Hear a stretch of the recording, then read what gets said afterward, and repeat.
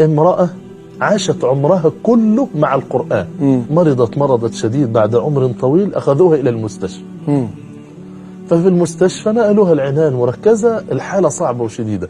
أسأل الله أن يشفي كل مريض مسلم وأن يعافي كل مبتلى مسلم. فاشترطت على الأطباء لو الأمر هيوصل أن أنا هسيب العناية المركزة وموت مش مشكلة عندي، أنا لي شرط المصحف محدش يبعده عني. الله أكبر. فوافقوها في أول الأمر. أسبوع واثنين أقول لها حاجة ما عادش ينفع، أنت جايبة أختي جنبك، السرير اللي جنبك وهي تقرأ عليك وحضرتك تقرأ عليها، حتى وهي في المرض الشديد مشغولة بالقرآن، ما عادش ينفع يا حاج.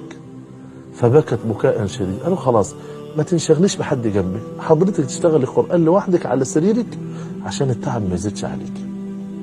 قالت حاضر. وتقرأ كل يوم قد ايه؟ 10 أجزاء الله. كل يوم. تتصور يا شيخ عمرو وهي بتقرأ، وكان آخر لحظة في حياتها وصلت عند قول الله عز وجل في القراءة: والذين آمنوا أشد حبا لله. الناس بيحكوا في العناية المركزة بيقولوا وقفت عند الآية دي وقعدت تكررها وصوتها يعلى: والذين آمنوا أشد حبا لله، والذين آمنوا أشد حبا لله، والذين آمنوا أشد حبا لله، قرابة 10 مرات. وفي المرة 10 خرجت روحها إلى الله والمصحف في إيديها فألصقته بصدرها.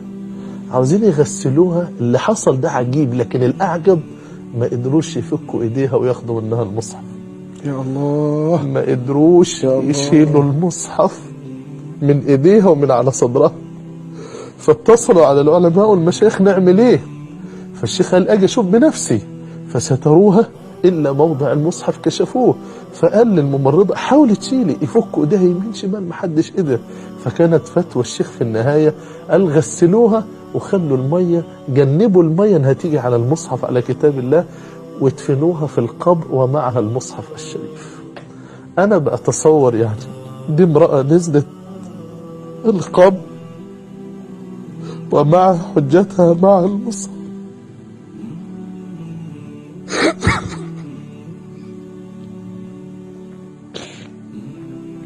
اللهم ارزقنا حسن الخاتمة يا رب، وأمتنا على لا إله إلا الله يا رب العالمين.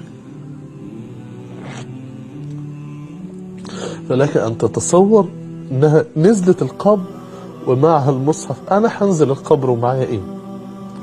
وحضرتك يا أخي هتنزل القبر ومعاك إيه؟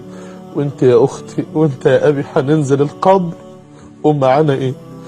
دي عاوزة أن احنا نقف ونتدبر. يا أمة محمد، يا أمة القرآن، عودوا إلى القرآن.